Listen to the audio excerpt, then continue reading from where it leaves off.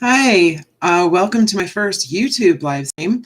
Hold one second. I'm going to join the Facebook one as well, and we'll get started. Welcome, friends. So, for the first time ever, I am streaming live not only on Facebook, but also on my YouTube channel. So, you can check me out in both places. It's very cool. So, today, I had a few things I wanted to talk about. Before I get to Ashcroft, who, for people that have read the first book, Ashcroft is the main bad guy.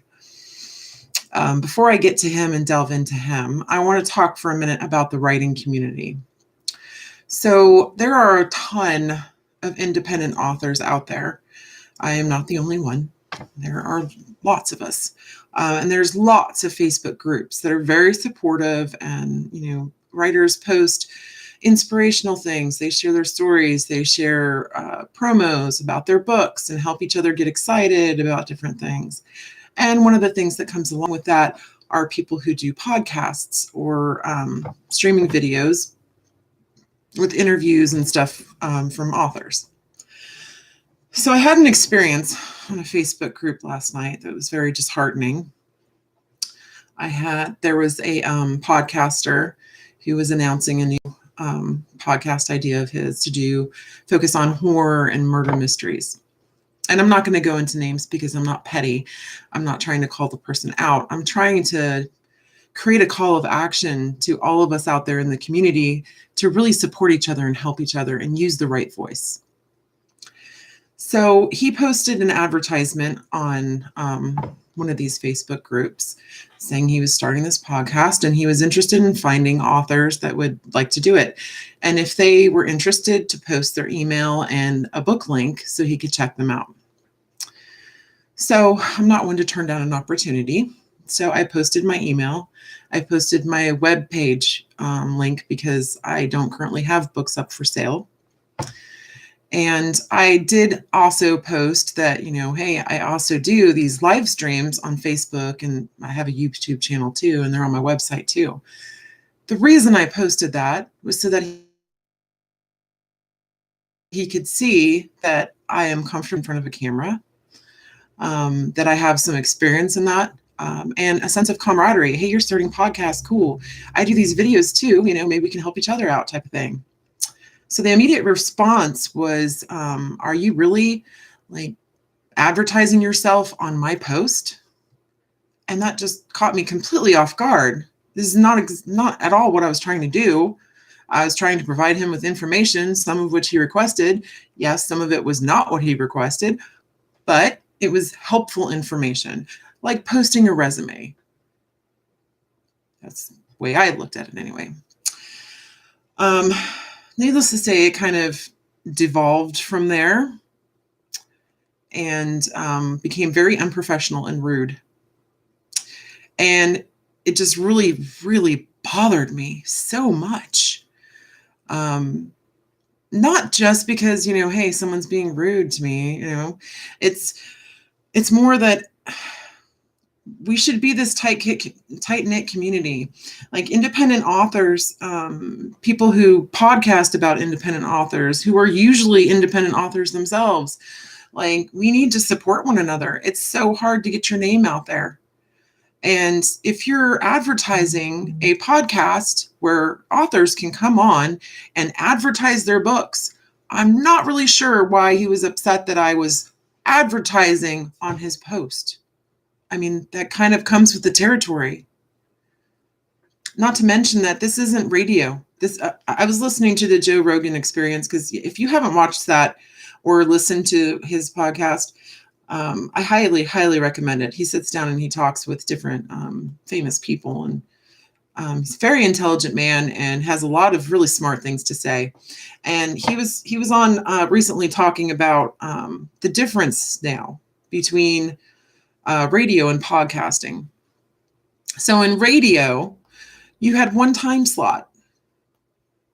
That's it. There's one time slot that almost everyone listened to, and the other ones were kind of like, you never really made it until you got to that time spot. And if you did, no one else could get it. So it was very cutthroat. No one supported each other. Everyone was trying to stab each other in the back to climb up to the top of the pile. That's the way it was. It's the dynamic that was created. Now, podcasts are very different. So in podcasts, everything is on demand. And that's, I think, the biggest difference today versus entertainment at all, like in the past, is that everything is on demand.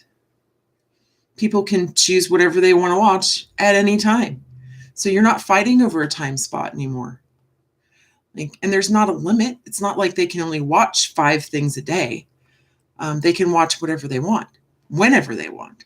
So there's no need for this backstabbing, climbing over each other to get to the top of the pile anymore.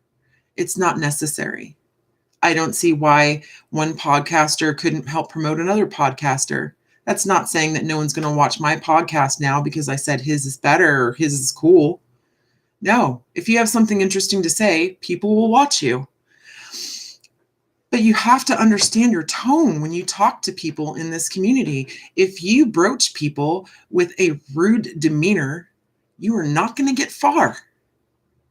You have to be able to work with people. You have to be a creative team. I recently, some of my big news that I wanted to share today. Hi, Joanne. Some of my big news today is that last week, I was doing some research because, as many of you might know, my end goal with these books is not just books. I would love to see them either as movies or as a TV series, whether on actual TV or I would actually prefer like Netflix or Prime Video. There's less restrictions and stuff there. You can do a lot more. It's very, very cool right now. And they're doing some amazing, wonderful things. But the problem is getting into any of those avenues, usually requires, in the past anyways, has always required an agent. Now, agents, their job is to know people and connect you to those people. And that's pretty much, that's what they do. End result. So the problem with finding an agent is that they don't want to speak to you unless you don't really need their services. Unless you're successful, they don't want to talk to you.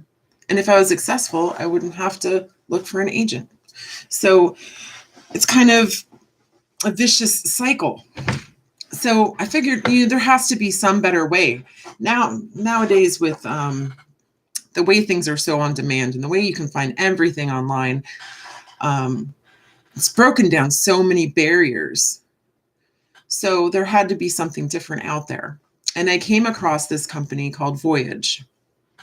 It's a very, very interesting idea that I like a lot. So this company basically has like a network of producers that have done a lot of pretty big stuff in all different genres. And their goal is to create like this think tank of ideas. So they find authors and people who have great ideas, but don't necessarily have an agent or don't have any ins with the producing crowd, and connects them so that it's easier for producers to find projects they want to work on, and it's easier for projects to be found. So it's a very, very fascinating company. So they had, you filled out like a little application, which I did. And they asked some basic questions, your name and stuff like that. And if you have a finished project, what type of project, what genre is it in? And then they had a lot of questions about working creatively. Are you able to collaborate with someone? Are you willing to change things in your project to suit, a better selling item, to make it better? Are you willing to do that work? Are you willing to compromise? Are you willing to work as a team? Are you passionate about your project? They're all very important questions. It's awesome. So I filled out this little application. It got the immediate auto response saying that, we'll review your little application, and in 2 to 3 business days, you should hear a response from us if we're interested in speaking with you further. I got a response in 3 hours, which was pretty cool. I was happy. I don't know if that means anything, but it meant something to me, so it was cool. So I actually have like this kind of phone video chat appointment December 9th to speak with the owner of the company and talk more about my projects. So it's exciting news. That's pretty cool. But how that ties into what I was talking about with the writing community is that networking sense of community. If you separate yourself like that and you are like, my product's the only product that matters, it does not help your cause. It does not. It weakens the community as a whole.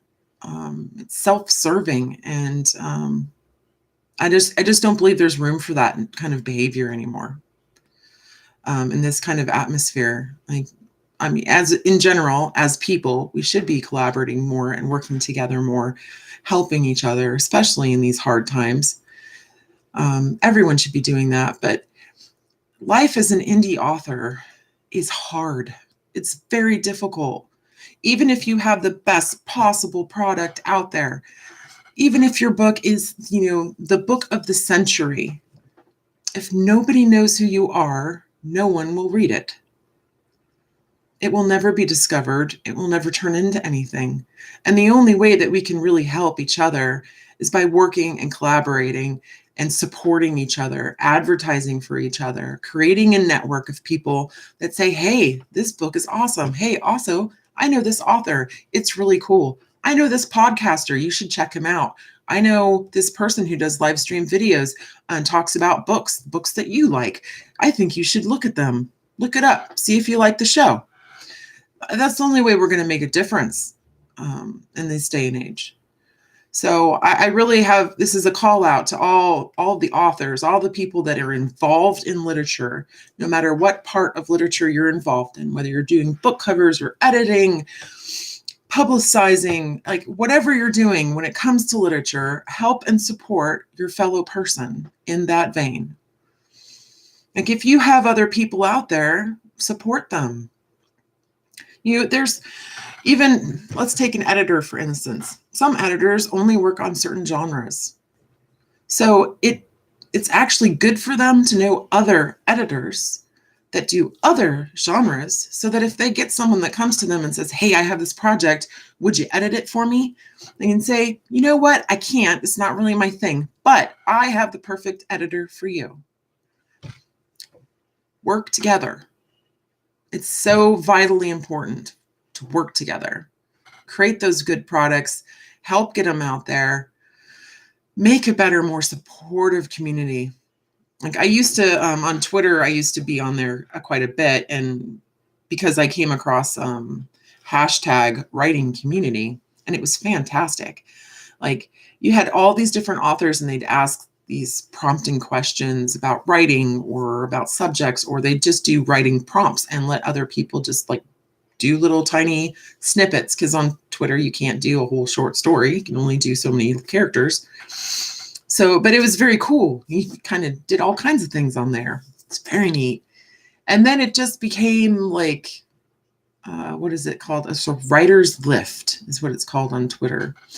When people post and other authors follow other authors so that people get more followers on Twitter, which, is good because, you get more exposure that way. But at the same time, it's the whole reason I was part of that writing community was because of these deep questions and this quest for knowledge and getting to know like the deepest parts of other people. It's very cool, especially other people that do things that I do, like other people that write. I actually met quite a few really good authors on there. And one of the people I met on there, actually, her name is Nora, and she was the English professor that read my first novel and loved the story. Definitely loved the story so much that she actually finished reading it despite all my grammar errors. So, there was a great community, but it's kind of just dissolved. And some people chalk it up to just, pure self-promotion. But there's ways that we can promote ourselves and each other without it just being, hey, like my page and I'll like yours. It's not very creative. We need to find better ways to communicate and support each other. I really believe that. And thank you, Joanne. I think it's an important message that I think needs to be said, because last night I was so upset. I was angry. You can ask Mandy. She was there. I was furious. I was like, how dare someone talk to me that way when I was trying to just be like helpful? It was ridiculous. But on the plus side, if he's going to act that way with everybody, he's not going to have much of a podcast. So there's that. I'm saying I'm not out here to be petty. I really want people to learn from the experience and do better. Do better. All right. So I'm going to get off my little soapbox now. Bring it back down just a few notches, and we'll talk about some Ashcroft here. I know that anyone who's read the first book, pretty much knows who Ashcroft is. He's not very mysterious, I guess. But there were some lingering questions about his past and stuff like that. And some of it I have cleared up in the newer edition. But for instance, the fact that Ashcroft and his family, the reason that they weren't listed in the council's histories, Cohen and his lot. The reason they weren't listed in any of their books as a family name was because they had split from them very early on, even thousands of years before, this stuff happens between Gregor and Ashcroft originally. They split off because Ashcroft and his family were what were called rogues. So they were people that believed in the tenets that evil is greater than good. It's funny that Cohen and Lilith have a little debate about that. And she's like, I'm pretty sure popular culture thinks it's the opposite. And then he corrects her and he's like, well, what about, the dark side stronger than the force? You can do more things with the dark side. It's the cost of those dark powers that everything revolves around. And when the good guys win, it's just out of pure luck or the fact that the bad guys are suffering from the consequences they brought on themselves by going to the dark side. It's quite an interesting philosophy. I had fun playing around with that one. But Ashcroft and his family feel that they garner more power if they feed from people in darker ways, like pain and torment and anguish.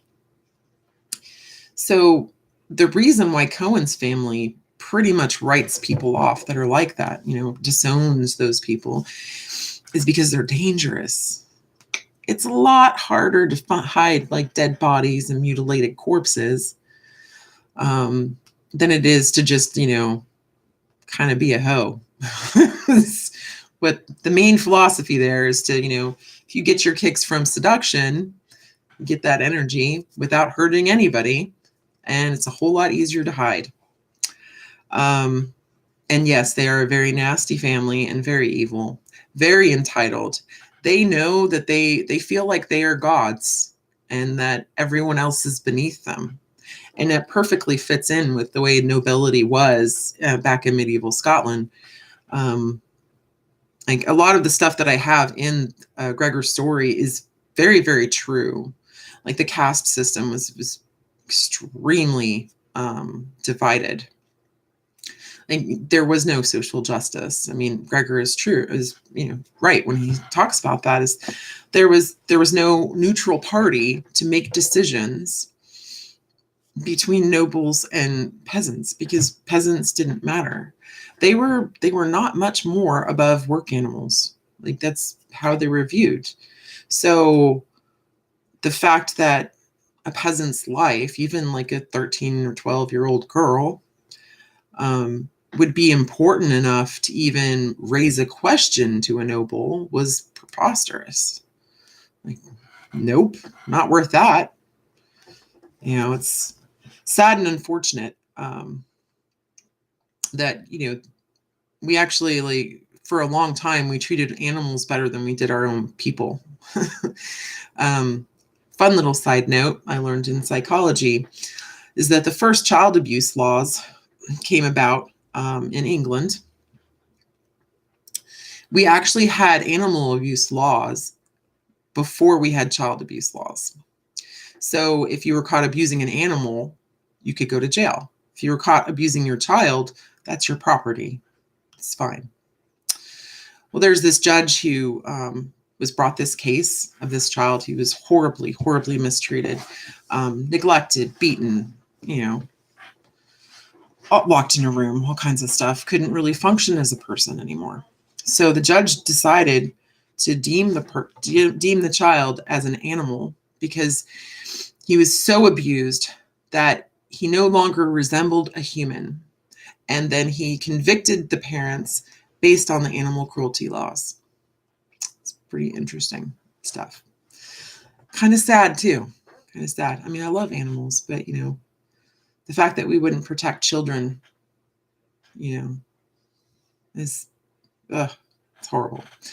So that was the thing with his son Clyde. So his son Clyde, he was basically like a serial rapist that killed and tortured young girls because that's how he fed. That was his weekly, monthly, whatever it was feeding. And they felt that they got more power because of that. Obviously not too much more because Gregor was still able to knock him unconscious and take care of business. So, guess there's limits. But they really believed that these dark emotions, these dark powers, gave them more strength. And it kind of ties in. So after Ashcroft is turned, you're introducing a alien DNA. Not that vampires are from space. Please don't take that as a sign. I'm just saying foreign. So a foreign DNA that comes in, and the way that Cohen's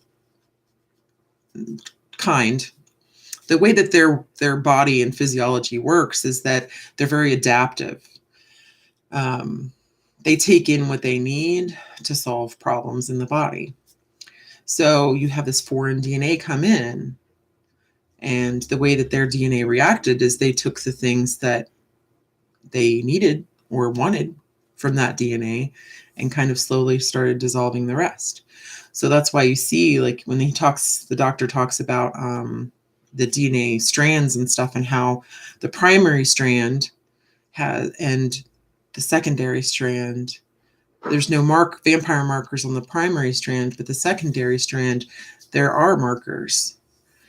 So they kind of bled into each other and took the parts that they wanted. So the way that Ashcroft feeds now after he's changed possibly does give him all these impossible powers, because he's a culmination of this kind of demon tribe and vampire blended together with DNA that optimizes everything it has. And then when he feeds, he doesn't just torture people anymore. He drains their blood as he's torturing them and then drinks the blood. So maybe for some reason, because he's an aberration, the blood is different because it contains those emotions. So which allows him to be more powerful and super scary. Oof. Yeah. He's crazy. Very crazy. But when he recovers after Gregor attacks him and tortures him and then tries to turn him, and supposedly he dies and they bury him, but he didn't die. But when he crawls out of his grave, Gregor and Duncan are gone. I'm not sure that I actually mentioned that, and maybe I might need to go back and put that in while I'm doing this editing stuff, but it would make sense. There's nothing left for them but horrible, horrible, horrible memories.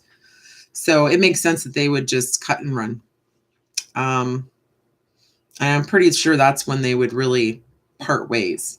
Not that they don't talk to each other, because obviously they've talked to each other all this time, but I believe that they would need time apart. Duncan is not okay with what Gregor did, and Gregor doesn't really want to be around a reminder of what he did all the time. So it makes sense that they would have some space and separate.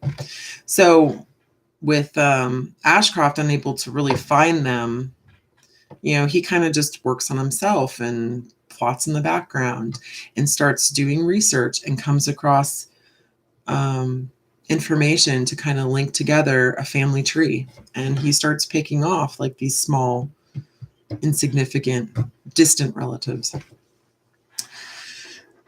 And when he's doing that in very natural ways, because he doesn't want to let on that he's there yet. Like, he wants to wait until he gets to the core group to be known. But once he gets there, once it's just pretty much Lilith and Mariah and Duncan and Spencer and stuff, once it's that core group that's left, then he has this desperate need to be seen. He wants Gregor to know exactly who is doing this. Like, it almost started a little bit with his wife, when he killed Gregor's wife, the Lilith's mom, later on. When he killed her, he did leave little signatures that would at least give the inkling or the idea, but it had been so long and they hadn't noticed anything really, that there's no reason why they would think that he was actually alive. Like, this preposterous. And Duncan definitely believes it first. Duncan is very prone to conspiracy theories. He's kind of unraveling a little bit now in his older age. We really don't know how old Gregor and Duncan are. Like, I don't really specifically give you a number. Yes, medieval Scotland happened 600 years ago, but who knows how old they were when that happened. They could have been much, much older, so you don't really know. But Duncan definitely starts to lose his grip. And that's one of the things, too, with conspiracy theories. You can go down the rabbit hole so easy, and then reality starts to unravel because you're picking at strands to form the picture rather than letting the picture form in front of you. At least that's the danger sometimes. So you have to be careful with those. So Duncan's kind of losing it a little bit, and even when he's completely convinced that Ashcroft is alive, Gregor still doesn't want to believe it. He doesn't believe it. He doesn't want to believe it, but more than that, he thinks that's absolutely ridiculous. There's no way he could have survived. And I think it's funny that Cohen's the first one that really pieces it together. Cohen's the first one that goes, oh, crap. Clyde's feeding habits sound like a schedule, like he is getting more than just that from it. Like serial killers and signature killers, they plot and they plan, and they are usually like on a schedule type of thing, but they also have like cold calculating techniques, or a lot of times everything is very focused. Like, they'll have a signature. They'll have one thing about the body that's the same every time. And Clyde wasn't like that. He did it on a schedule, but it was different every time. And, it was really just like picking up fast food and throwing the wrapper away. So Cohen's the first one that pieces that together. And he's like, well, what if Ashcroft wasn't human to start with? And the only reason he could survive being turned is if he was a fast healing race. The only fast healing race that Lilith knows about at this point is Cohen. So it's a pretty consistent logical leap. It's not that bad. It's not that big of a leap to consider that. So it's pretty fascinating. Also, when Ashcroft is faced with everything he's ever wanted, he has Lilith. He can take another daughter away from Gregor and make him watch. Just awful. He has Duncan, like an unraveled, bloody mess on the floor, who's he's gnawing at his own arm for food. Like, it's absolutely ridiculous. Like, everything he's ever wanted is about to come to fruition.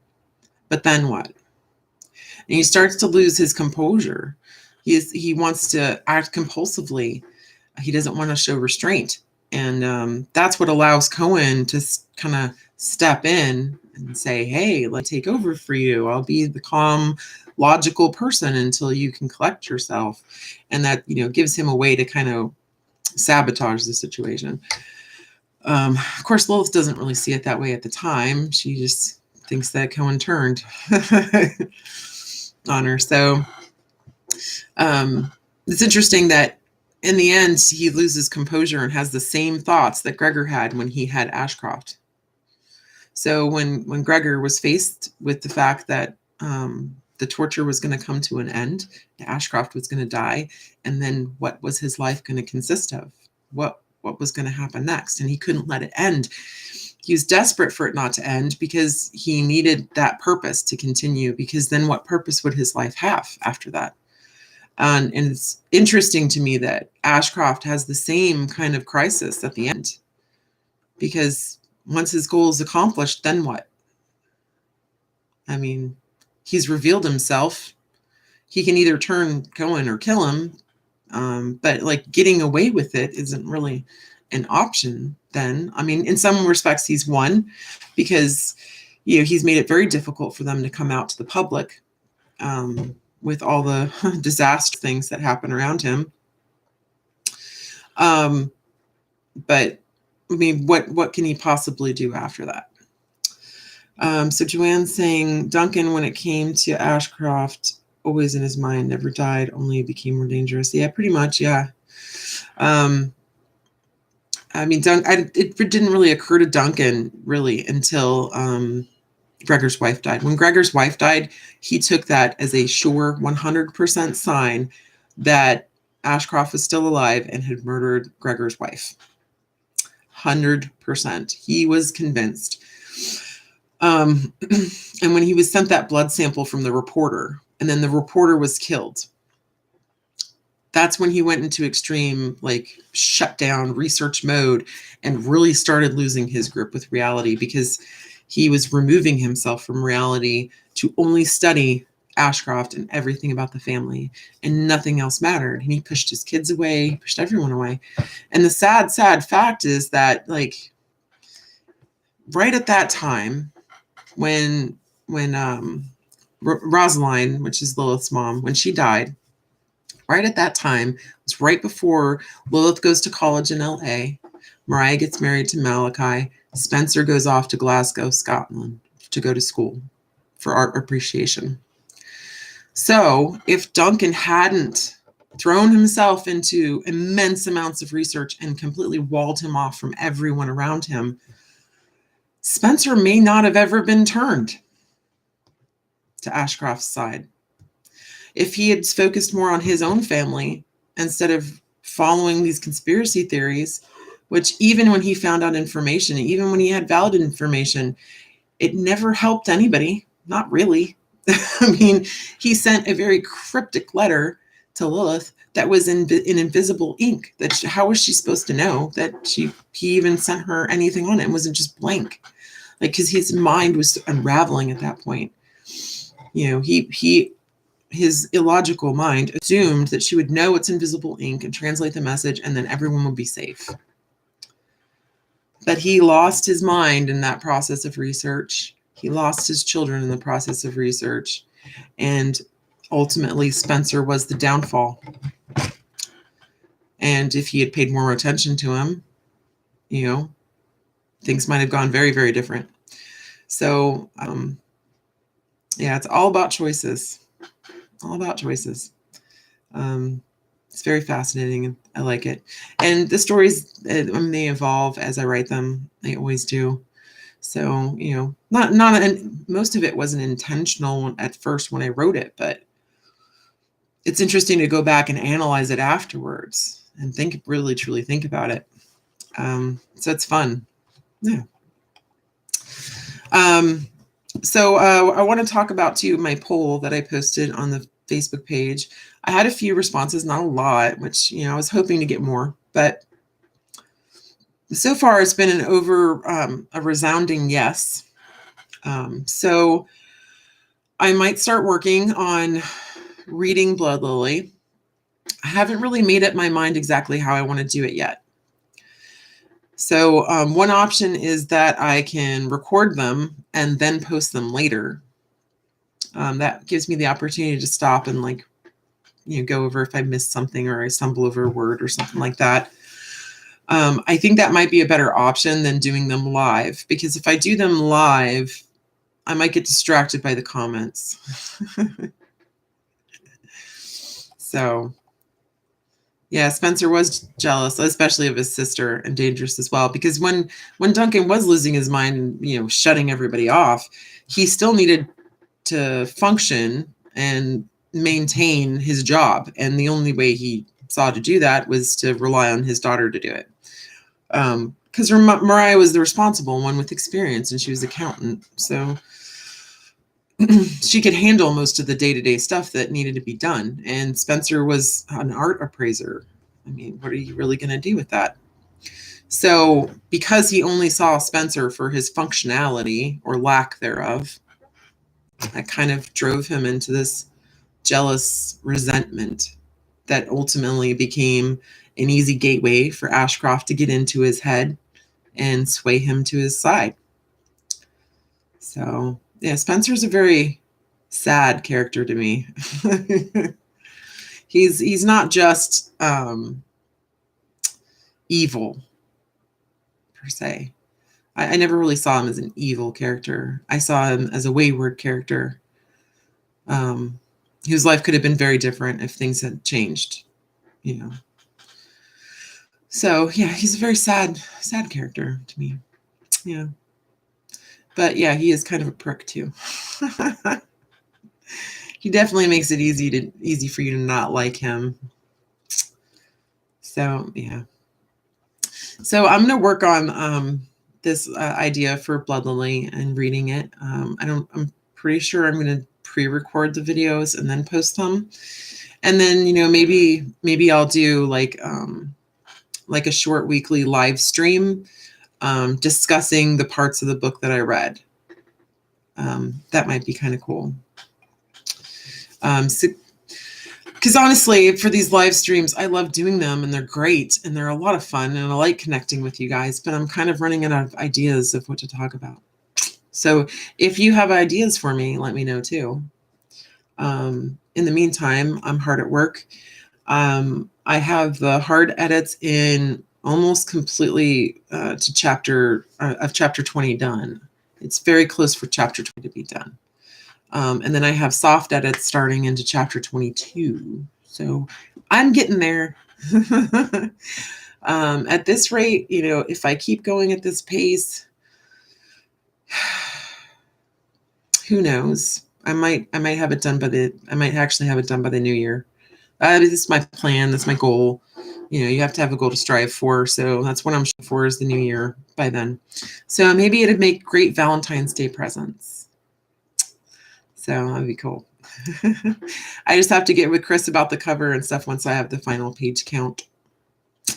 But I think it's going to be a lot cheaper to print this time, because I have cut a decent amount, and not entire scenes, but cut down on the wording, made things more concise, cut down on some of her internal conversations with herself, because a lot of those repeat. So the word counts come down quite a bit. In fact, let me see right now. Right now, I'm sitting at 143,406 words, which is just about 30,000 words less than the original printing. So way more concise. It's very cool. I'm doing a lot of heavier edits actually in the back of the book, because the way that I write books is I'll just be in a fit where I'm just writing for days and weeks and whatever. So I write, and then I take a break. And then in order for me to get back in the flow, I edit what I've written already and then continue. So the front of the book gets edited like 25 times, where the back of the book only gets edited a couple times. So it's always going to be heavier in the back of the book. So that's my projects. That's what I'm working on, guys. If you have any questions, you have any ideas for next week, just let me know. I hope that you all have a very wonderful Thanksgiving. I will be working. It's the life of a nurse. But we're doing a big, huge Thanksgiving dinner here on Friday, so that's really cool. We'll have some friends over and stuff and lots of good food. End of year for both books 1 and 2, or just one? Just one. Just one. I haven't even touched the edits on Rose of Jericho. I want to finish Blood Lily first, make sure I have a completed project, like that it's a completed product for the Books event in Harrisburg in September of next year. So once I'm 100% positive that I have physical product in my hand of Blood Lily, then I will start on Rose of Jericho edits. Once the edits for Rose of Jericho are done, then I can get started on book 3. So can't hold me to this because this is a goal. It's not a promise. But my goal is that once I have Blood Lily done and I get into Rose of Jericho, that hopefully I can get it re-edited and done before the event in September, because I would really love to show up there with 2 books. It would be great. So if I can make it happen, that's what I'm going to try to do. So if things go that way, let's work out the timing. So say Blood Lily is done by the new year, and say I actually get Rose of Jericho edited and done and complete by September, then hopefully I can finish and edit book 3 and release it hopefully the following fall, October, November time. So that's the timing that I really want to work for. So unfortunately, that does mean that it's about 2 years away for book 3. But I'm going to work as hard as I can, and we'll see what happens. I do usually like fall releases for my books because they are kind of like in the horror genre, and they seem to do better in, the fall months. But, if I can release it sooner than that, I'll definitely think about it, because I know you guys have been waiting for quite a while. And these edits have set everything back farther. So I'll just be excited to actually have a product, because as much as I love doing these videos, I'm drumming up so much interest in a product that I don't have available right now. So, when I do release Blood Lily, we will have like a book release party right here on Facebook. I will make it happen. Invite everybody, and we don't need to meet in a physical location. We can all celebrate here. It'll be awesome. So I wish you guys the best of luck this week. Have a fantastic Thanksgiving. I hope you at least get to spend some time with some family and friends. Stay safe. COVID is a very scary thing. I deal with it all the time at work. I work in a long-term acute care unit. So basically it's a step down from ICU. So when people, especially with COVID, are healthy enough to leave ICU, but not healthy enough to go anywhere else yet, we get them. Usually when we get them, they are in recovery, which means they're not infectious anymore, typically. So it's, not a huge risk to me, but, there's a risk involved in everything. So basically the aftermath of COVID is not pretty. So if you can avoid it, definitely please do so. But, it's also important to live, because we don't know how long COVID's going to be around. We don't know how long these restrictions are going to be around. I'm very nervous for my wedding next year because, I might have to take COVID precautions, and I will not wear a face mask at my wedding. It's just not going to happen. One way or another, I'm going to make something else happen. So it's important to also live in this moment and find ways to adapt. So stay safe, but don't live so much in fear that you don't actually live. So that's my my takeaway there. Hi, Lisa. Oh, I haven't seen you in forever. Thank you. I hope I do have a pretty good holiday. It'll be slow at work because it's Thanksgiving, and they're not allowing visitors now because COVID has, had such an uptick in our area. So no visitors allowed for the patients right now. So it should be a pretty quiet shift, hopefully, knock on wood. It's sad. I should never ever say that. It's definitely jinxing myself.